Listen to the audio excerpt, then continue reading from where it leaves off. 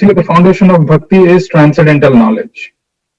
And if you think, what do you mean by transcendental knowledge? Let's just see this video for a minute. What happens if a ship falls into a big whirlpool? Whirlpools, how dangerous can they be? How deadly are they for human beings? How destructive are they for vessels? Do whirlpools suck ships, boats, or even barges in? Or do they pose a danger only for human beings who fall into them? In these shots, you can see how the rafter Steve Fisher got sucked in by a powerful current that the athlete had the bad luck to encounter when descending the Congo River as part of a Red Bull-sponsored competition.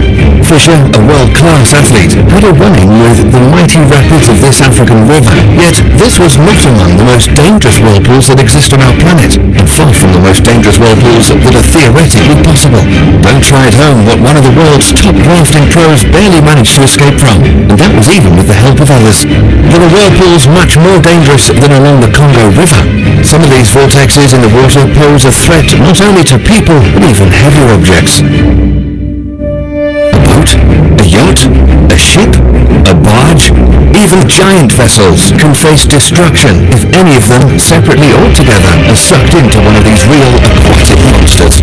But let's start by taking a look at whirlpools themselves, at what they are, how they arise, and what real danger and destructive force they pose. No, not like that. Whirlpools are not specially stirred up by anyone. Rather, they form on their own due to internal processes. Currents in a body of water collide and merge, and thereby they create circular flows that are made stronger by the turbulence, as if the water is being turned inward. If there is a deep hole under the water, and above this hole tons of water are flowing from opposite directions towards each other, a vortex is created, and this is what a whirlpool actually is. Let's try to helpfully illustrate this principle with whirlpool. My idea of showing you this video is not to educate you how whirlpools are formed, but it is just to let you know how dangerous they are. It's not just human beings who get sucked. Even the big ship, big heavy objects also get sucked into this.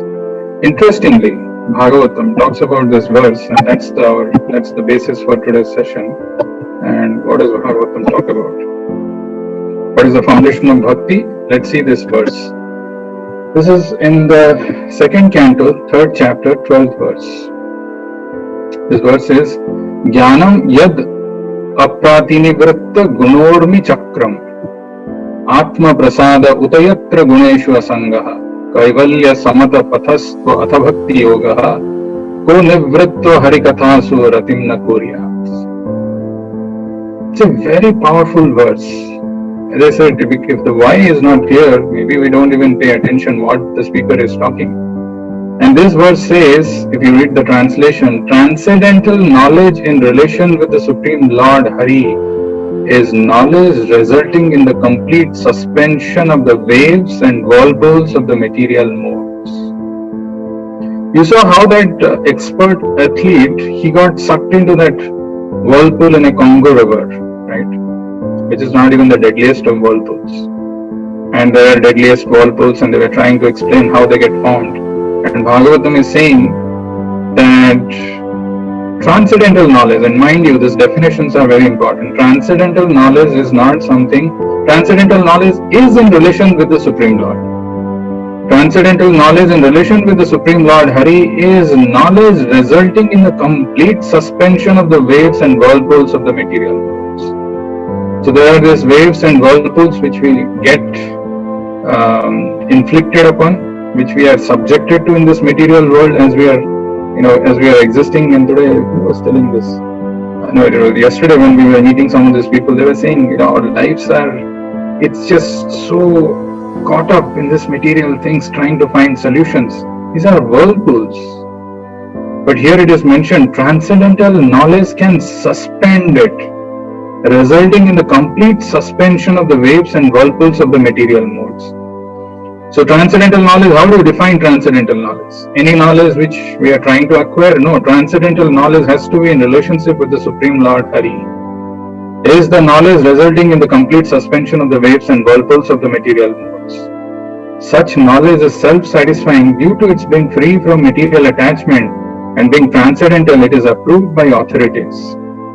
This is another beautiful aspect of the transcendental knowledge, that since it is free from material attachment, it is satisfying. Such knowledge is self-satisfying due to its being free from material attachment. So being transcendental, the word transcendental, sometimes we don't understand what exactly it is.